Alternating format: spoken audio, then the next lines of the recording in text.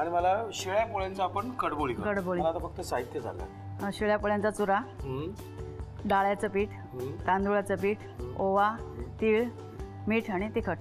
थोडक्यात आहे, सगळं थोडक्यात आहे. पहिल्यांदा तुम्हाला बाऊल लागेल ना? हा घेऊ. हां, ओके.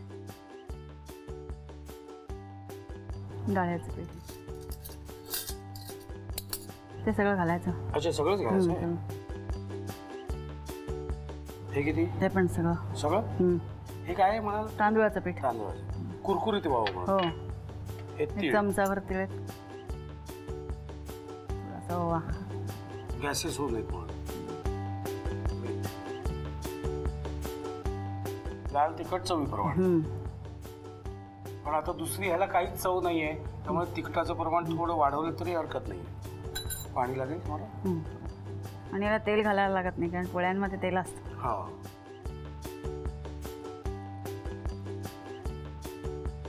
हे मळणं जो प्रकार आहे ना, तो फक्त बोटानं कळतो बरं का, ते तुम्हाला चमच्याने कळणार नाही.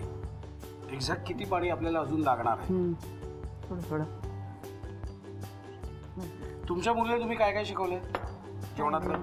ते असं रोजचा स्वयंपाक करते. अच्छा, सगळ्यापुरतं सगळं येतं तिला? हो. तिचं आणि नाव अशी काय? शुभांगी. शुभांगी. जे करते, नवीन रेसिपी वगैरे करायला तिला आवडतात. बर. तिखटाचं वगैरे जास्त आवडतं. अच्छा, तिखट खाऊ आहे का ती? तिखट, जाम तिखट. शुभांगी, काहीतरी चांगला पदार्थ बनव आणि पाठव मला. ती फॅन आहे खूप तुमची. मला म्हणजे आई सांग, त्यांना गेल्यावर म्हटलं सांगेन. थोडं किंचित, अगदी किंचित. बस. हे थोडं घट्टच करायला हो, पाहिजे. घट्टच करायचं जरा. आपल्याला जर कडबोडे करायचे असेल तर एकदम जितकं जास्त घट्ट होईल तेवढं चांगलं. आणि जितकं मळू तेवढं चांगलं जास्त हो ना, मळलेलं. म्हणजे एकजीव होत असं. एकजीव होत असं. क्या बात आहे. आणि मग ते कडबोळी करायची. व्यवस्थित पडलाय की नाही सगळं? आपलं हे अप्रतिम झालंय बरं का. करेक्ट मीठ आणि करेक्ट तिखट. क्या बात आहे.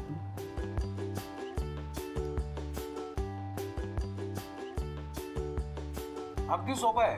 फक्त शिळी पोळी पाहिजे, त्यासाठी आदल्या रात्री लंघन करा.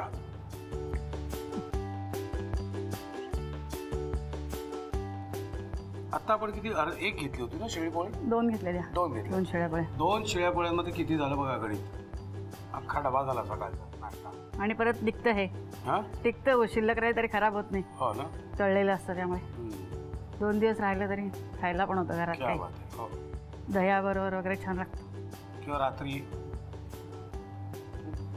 जेवताना सुद्धा पापडाच्या ऐवजी तुम्हाला खूप छान लागतं. बघ, हे झालंच आहे ना रेडी? हो, झालंय रेडी. हे काढलं की खायला खायला फर्स्ट क्लास. किती सोपं आहे. लिहून घ्या साहित्य आणि कृती. शिळ्या पोळ्यांची कडबोळी बनवण्यासाठी लागणारं साहित्य: शिळ्या पोळ्या, बेसन, तांदूळाचं पीठ, ओवा, तीळ, लाल तिखट आणि मीठ. कृती: एका काचेच्या भांड्यामध्ये शिळ्या पोळ्यांचा चुरा घेऊन त्यामध्ये बेसन, तांदूळाचं पीठ, तीळ, ओवा, मीठ, लाल तिखट आणि पाणी घालून सर्व मिश्रण नीट मळून घ्यावं. त्यानंतर तयार पिठाची कडबोळी करून गरम तेलात तळून घ्यावी आणि सर्व्ह करावी.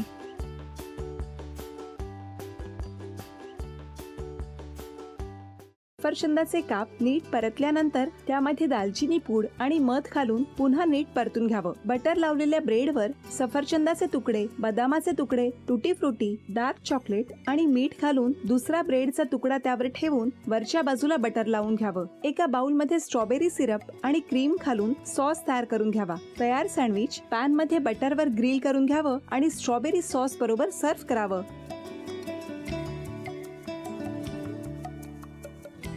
हे जेव्हा बोलत होते तेव्हा मी बघत होतो की या दोघांनी स्वतःचा संसार उभा केलाच, पण स्वतःच्या संसाराबरोबर अनेकांच्या आयुष्यात आनंद निर्माण केला. तो आनंद महत्त्वाचा. हसत राहा, आनंदी राहा असं म्हणत शुभेच्छा देऊया.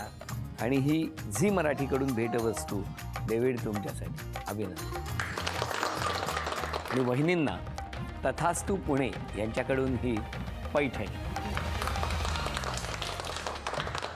अभिनंदन.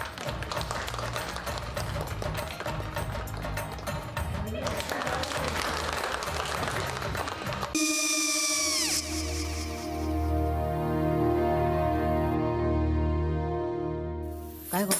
हा, काय झालं? काय झालं? काय आले, मी निकाल लावून आली. हो पण तिची आईच काय बोलली? तिला वाटलं का सगळ्या निशाने आपल्या चुका कबूल केल्या का? आई, मी चांगलं सुनावून आली आहे. त्या तिची बाजू घेत होत्या, पण मी लक्ष दिलं नाहीये. खूप झालं आता. चांगुलपणा खूप झाला. मऊ दिसलं ना की कोपऱ्याने खणतात ना माणसं, ते असं. अगो पण आईच म्हणली काय तिची? पटला काय तिका? मला माहिती. आई, मी तुम्हाला नंतर फोन करते. हो. आणि आई बाबा जे बोलले त्याचं वाईट नका वाटून घेऊ. सॉरी. सॉरी काय त्या?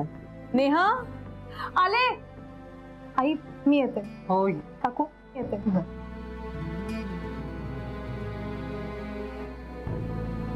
सावकाश जाग. हो हो.